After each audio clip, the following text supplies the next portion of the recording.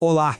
Quem lidera uma equipe, principalmente em pequenas e médias empresas, sabe bem como é. Vive naquela tensão constante, né? Quase um cabo de guerra diário. De um lado, tem a pressão por resultados, por metas, por entregas. E do outro, a necessidade de manter um ambiente de trabalho legal, um clima positivo. É um equilíbrio super delicado e hoje a gente vai mergulhar em como gerenciar isso.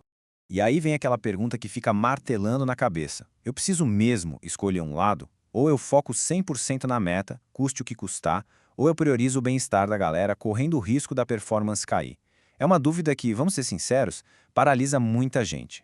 Agora, o mais interessante é que escolher um extremo é cair numa armadilha. Se o foco é só em resultado, sem cuidar do clima, o que acontece? As pessoas começam a sair, a rotatividade vai lá para cima, os erros são escondidos por medo e o time todo fica esgotado. Por outro lado, foca só no clima, sem cobrar resultado, leva para outro buraco, a acomodação, a estagnação e, com o tempo, até a perda de respeito pela liderança. Ou seja, nenhum dos dois caminhos se sustenta. Então, a grande sacada é justamente essa. Liderança de verdade não é sobre fazer uma escolha, mas sim sobre integrar as duas coisas. É criar um sistema onde um clima bom alimenta resultados bons, e os resultados bons fortalecem o clima. A meta é conseguir sustentar os dois ao mesmo tempo. Ok, legal. Mas como é que a gente começa a fazer isso na prática? Bom, o primeiro passo é entender exatamente onde a sua equipe está agora. E para isso, existe uma ferramenta de diagnóstico, que é bem simples, mas muito poderosa.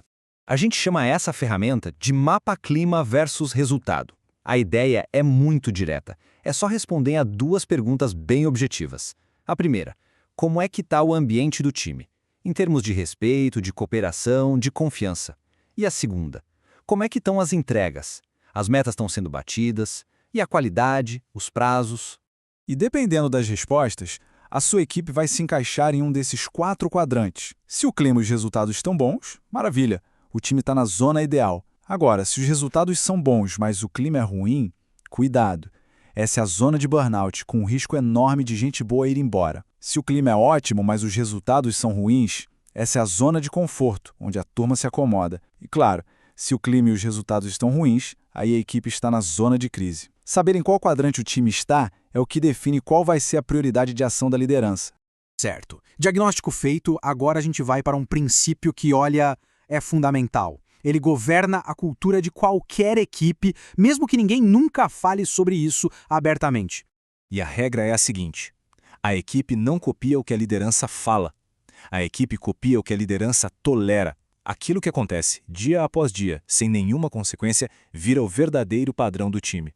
Não importa o que está escrito na parede ou no manual da empresa. Isso vale para tudo, né?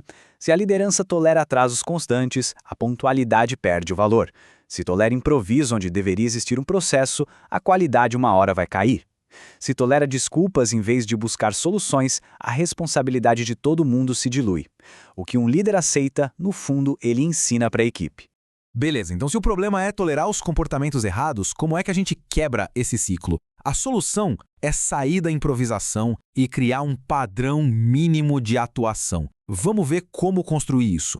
A ferramenta para isso é o chamado contrato de execução. Pensa nele como se fosse um antídoto para o caos do dia a dia. É um acordo claro que estabelece qual é o padrão mínimo de liderança que vai ser praticado, começando pelos compromissos pessoais de quem lidera e se estendendo para alguns rituais fixos do time.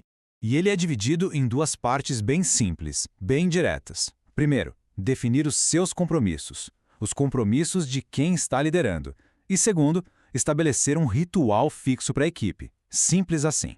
A mudança sempre começa na liderança. A ideia é escolher 3 compromissos de comportamento e seguir à risca.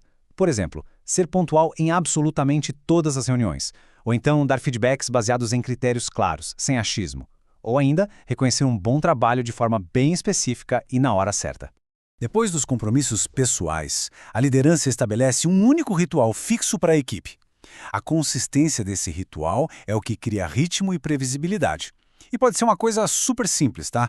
Como uma reunião diária de 10 minutos, todo mundo em pé, só para alinhar as prioridades. Ou uma revisão semanal do placar de resultados. O mais importante é que aconteça sempre, sem falha. Então, bora transformar tudo isso em ação. Aqui está um ponto de partida bem claro e direto para começar.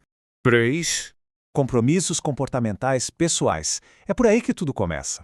A mudança na cultura da equipe parte da disciplina e do exemplo de quem lidera. E um ritual fixo de equipe. É esse ritual que vai transformar a intenção em um hábito de verdade, um hábito sustentável para todo mundo, criando um ritmo de execução. E essa frase resume a ideia central perfeitamente. Liderança eficaz não é um show de improviso, onde cada dia é uma reação diferente ao que acontece. É sobre definir um padrão mínimo de como as coisas funcionam e ser a pessoa mais disciplinada em se apegar a ele. E para a gente fechar, fica uma reflexão.